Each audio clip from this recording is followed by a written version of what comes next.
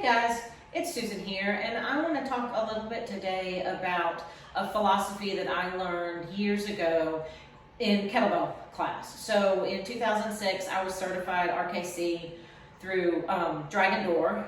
It's now Strong First. I'm also certified through the Strong First program. And I'll tell anyone, those are probably the best programs you can ever go through if you want to learn all about kettlebells, but if you also want to learn how to teach kettlebells, because they give you a lot of teaching philosophies.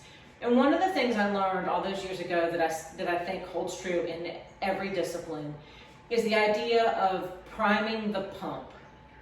So I think it has to do in ye olden times when there was the water pump out in the yard, and if you see it on the Old West shows, they have to crank it a couple of times before the water starts to flow. So whatever's happening in the mechanism, they're building up pressure with that pump so that the water will flow.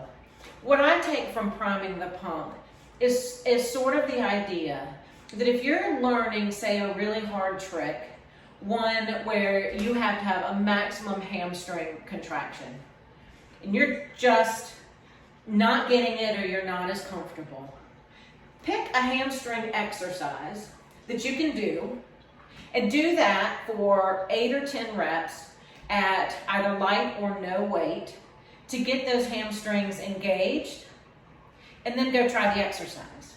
Because what you want to do is you want to turn on the muscle that you need. You want it to already be firing. You want your brain to say, okay, she wants my hamstring to do something.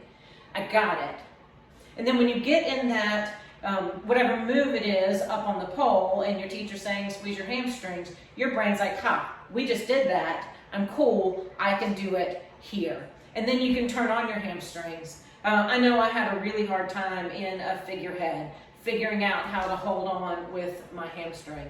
And so what I would do is just some bridges on the floor. I'll show you what those are in a minute, and then I'll get up and I'll do a figurehead. But you can do that, you can drill that down with almost any exercise. If you have questions, if you want some advice, you can DM me and I'll let you know.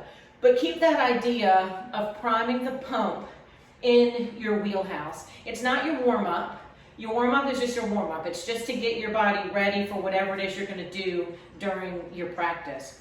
Priming the pump is specifically engaging a muscle that you know you're going to have to use and that you're not really certain how to do it. When you're in an invert is a good case, right?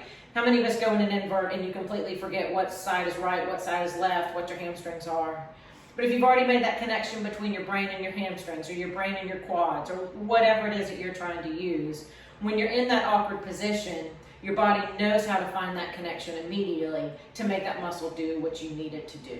So, priming the pump. If you have any questions, DM me. Here we go. I'll show you how I do it with some bridges into... So if I want to do a figurehead and I want to turn on my hamstrings, I do a bridge, a glute bridge. Super easy. You lay back, your feet are on the floor, knees are bent, and you're just going to squeeze. And while I'm squeezing my glutes and I'm squeezing my hamstrings. And then I go down.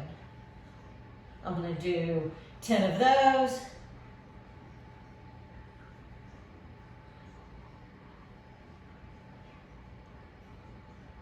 Hold, hold, hold, down.